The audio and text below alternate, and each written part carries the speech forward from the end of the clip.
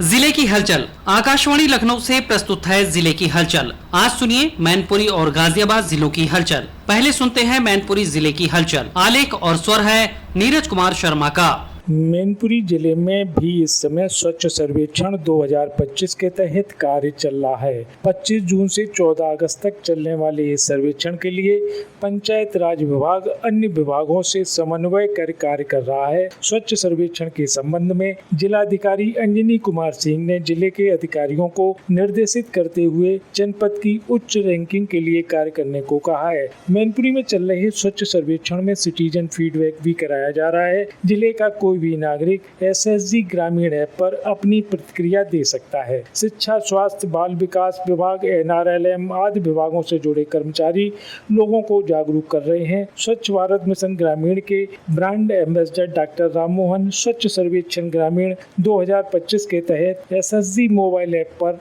नागरिक प्रतिक्रिया दिए जाने हेतु स्कूली छात्र छात्राओं को जागरूक करने का अभियान चला रहे हैं। ब्रांड एम्बेसडर डॉक्टर राममोहन ने छात्र छात्राओं को जागरूक करते हुए बताया कि ग्रामों में स्वच्छता के संबंध में घर घर शौचालय निर्मित कराए गए हैं। स्कूलों, आंगनबाड़ी केंद्रों, पंचायत घरों आदि सार्वजनिक स्थलों में शौचालय आदि स्वच्छता सुविधाएं उपलब्ध कराई गई हैं। मैनपुरी में ठोस एवं तरल अपशिष्ट प्रबंधन का बहुत कार्य हुआ है। स्वच्छ सर्वेक्षण ग्रामीण 2025 के तहत लोगों द्वारा SSG 2025 ऐप पर नागरिक प्रतिक्रिया दी जानी है। मैनपुरी जिले के नागरिकों एवं सभी स्कूली छात्रों से अपील है कि SSG ऐप पर अधिक से अधिक सिटीजन फीडबैक देकर मैनपुरी जिले को उच्च रैंकिंग दिलाने हेतु अपना अमूल्य योगदान दें। धन्यवाद। स्वच्छ सर्वेक्षण ग्रामीण 2025 के संबंध में स्वच्छ भारत मिशन ग्रामीण के जिला परियोजना समन्वयक ने बताया कि प्रतिवर्ष की भांति भारत सरकार द्वारा स्वच्छता सुविधाओं के मूल्यांकन हेतु स्वच्छ सर्वेक्षण ग्रामीण कराया जा रहा है। यह सर्वेक्षण उत्तर प्रदेश में 25 जून से 14 अगस्त तक कराया जाएगा। सर्वेक्षण के दौरान भारत सरकार द्वारा नामित मूल्यांकन टीमें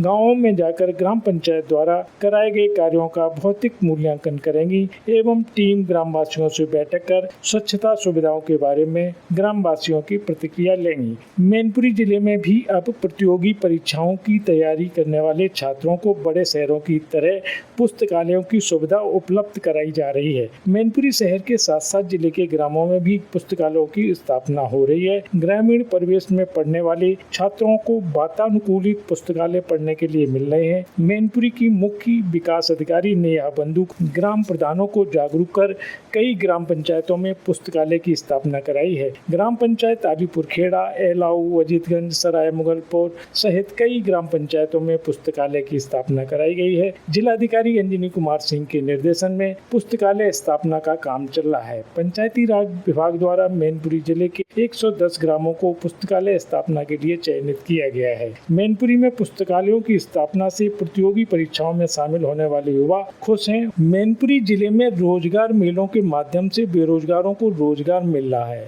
और जिला प्रशासन के प्रयासों से बेरोजगार खुश हैं। मैनपुरी के राजकीय औद्योगिक प्रशिक्षण संस्थान में उत्तर प्रदेश कौशल विकास मिशन द्वारा आयोजित बृहद रोजगार मेले के शुभारंभ अवसर पर जिलाधिकारी अंजनी कुमार सिंह ने रोजगार मेले में प्रतिभाग कर रही विभिन्न कंपनियों के प्रतिनिधियों से संवाद करते हुए कहा कि जनपद के शिक्षित युवाओं को अधिक से अधिक रोजगार के अवसर उपलब्ध कराएं, युवाओं की योग्यता के अनुसार उनका चयन किया जाए और उन्हें उनकी योग्यता के अनुसार ही वेतन उपलब्ध कराया जाए। मैनपुरी जिले में गिरते भूगर्भ जल स्तर में सुधार के लिए प्रदेश सरकार द्वारा अहम कदम उठाया जा रहा है। सरकार की महत्वाकांक्षी खेत तालाब योजना के तहत वित्तीय वर्ष 2025-26 के लिए 52 तालाबों को बनाने का लक्ष्य मिला है। इन तालाबों को किसानों की भूमि पर बनाया जाएगा। तालाब बनाने की लागत पर सरकार 50% अनुदान दे रही है। जिला भूमि संरक्षण अधिकारी अभिशांक सिंह चौहान बताते हैं कि पहले आओ पहले पाओ की तर्ज पर किसानों का चयन कर उनकी भूमि पर तालाब बनवाए जाएंगे। इस वर्ष 52 तालाब का लक्ष्य प्राप्त हुआ है।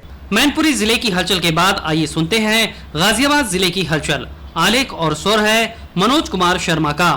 हिंडन एयरपोर्ट पर दिनों दिन उड़ान की संख्या बढ़ रही है। 20 जुलाई को 2 नए शहर और जुड़ गए हैं, जिससे हिंडन एयरपोर्ट से अब 11 राज्यों एवं 16 शहरों में उड़ान शुरू हो गई है। 11 अप्रैल 2019 को हिंडन एयरपोर्ट से पहली उड़ान पिथौरागढ़ के लिए भरी गई थी, जो महज 9 सीटर थी। कोरोना काल के बाद से लगातार यहां से उड़ानों की संख्या बढ़ती जा रही है। शुरुआत में यहां से छोटी एयरलाइंस कंपनियां जुड़ी, लेकिन अब एयर इंडिया एक्सप्रेस, इंडिगो और स्टार एयर जैसी बड़ी एयरलाइंस कंपनियां अपनी सेवा दे रही हैं। वर्तमान में यहां से बिहार, यूपी, ओडिशा, पंजाब, राजस्थान, गोवा, मध्य प्रदेश, कर्नाटक, पश्चिम बंगाल, महाराष्ट्र, तमिलनाडु यानी 11 राज्यों के अलग अलग शहरों के लिए उड़ान है। विशेष बात यह है कि तीनों एयरलाइंस कंपनियों के सभी विमान हर दिन लगभग फुल बुकिंग के साथ यहां से उड़ानें भर रहे हैं। आने वाले समय में यहां से प्रयागराज, लखनऊ, मुरादाबाद के साथ ही यूपी के अन्य शहरों के लिए भी उड़ान शुरू होनी है।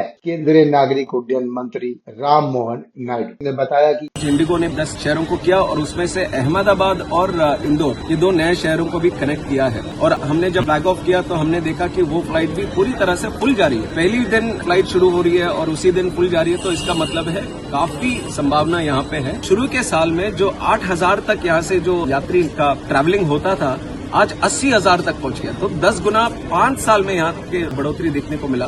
तो इसी तहत हम एक एग्जाम्पल की तरह हिंडन को आगे बढ़ाना चाहेंगे। दिल्ली मेरठ एक्सप्रेसवे और गंग नहर पटरी मार्ग पर कांवड़ियों का सैलाब उमड़ रहा है। दोनों मार्ग पर केसरिया रंग से रंगे कांवड़िए भक्ति तरानों और बोल बम के जयकारों के साथ शिवालयों की तरफ बढ़ रहे हैं। इस बार कांवड़ यात्रा में भारी भरकम गंगा जल वाली कांवड़ों की संख्या अधिक दिख रही है। लगभग 15 दिन से चल रही कांवड़ यात्रा में 18 जुलाई की रात से कांवड़ियों की संख्या में भारी वृद्धि हुई। कांवड़ियों की संख्या बढ़ने के बाद पुलिस ने कांवड़ियों के लिए आरक्षित लाइन पर सुरक्षा और कड़ी कर दी। इस बार कांवड़ यात्रा में भारी भरकम गंगा जल वाली कांवड़ एवं झांकियां आकर्षण का केंद्र बनी। कांवड़ यात्रा में शिव भक्ति के साथ साथ देशभक्ति का भी संगम देखने को मिला। महाकाल, सूर्य, हनुमान, नंदी और राम मंदिर के अलावा पहलगाम हमले के जवाब में किए गए ऑपरेशन सिंदूर को समर्पित झांकियां सभी को आकर्षित कर रही हैं। कांवड़ यात्रा के दौरान नमो भारत ट्रेन से सफर करने वाले यात्रियों की संख्या में 40% तक इजाफा हुआ है। एक हफ्ते से रोजाना 65 से 70 हजार यात्री ट्रेन में सफर कर रहे हैं। एनसीआरटीसी के CPRO पुनीत वत्स का कहना है, कांवड़ यात्रा के दौरान यात्रियों की सुरक्षा के लिए 15 मिनट की बजाय 10 मिनट पर ट्रेन का संचालन किया जा रहा है। गाजियाबाद विकास प्राधिकरण की ओर से 30 जुलाई को विभिन्न योजनाओं में रिक्त भूखंडों की नीलामी की जाएगी। नीलामी में भूखंड खरीदने के इच्छुक लोग प्राधिकरण की योजना का लाभ प्राप्त कर सकते हैं। योजना के बारे में लोगों को जागरूक करने के लिए GDA की ओर से विभिन्न स्थानों पर होर्डिंग लगाकर प्रचार प्रसार किया जा रहा है। GDA सचिव ने बताया कि नीलामी में शामिल किए जाने वाले भूखंडों को होर्डिंग में बताया गया है। भूखंड खरीदने के इच्छुक लोग मौके की स्थिति को भी करीब से देख सके, इसके लिए भी प्राधिकरण की ओर से व्यवस्था की गई है। GDA सचिव ने बताया कि नीलामी में विभिन्न योजनाओं में रिक्त 164 संपत्तियों को शामिल किया जा रहा है। गाजियाबाद की कोयल एन्क्लेव योजना में रामायण थीम पर आधारित पार्क में निर्माण का कार्य जल्द शुरू होने जा रहा है। पार्क के विकास, रखरखाव और संचालन के लिए एजेंसी के चयन के बाद GDA के अधिकारी ने साइट का स्थलीय निरीक्षण किया। GDA सचिव ने बताया कि यह पार्क NCR में न केवल उत्कृष्ट होगा बल्कि संस्कृति जागरूकता को बढ़ावा देने वाला होगा। पार्क में आने वाले लोगों को आधुनिक तकनीक के साथ सांस्कृतिक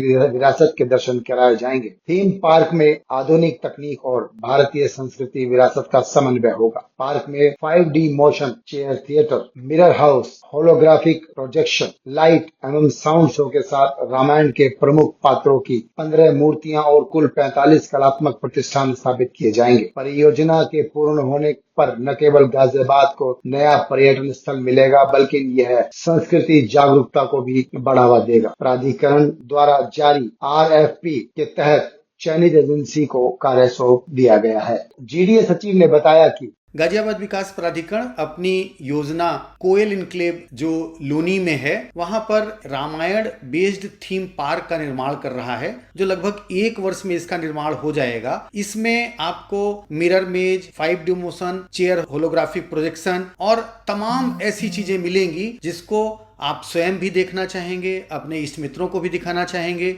ये था आकाशवाणी लखनऊ के क्षेत्रीय समाचार एकांश द्वारा प्रस्तुत जिले की हलचल का आज का अंक।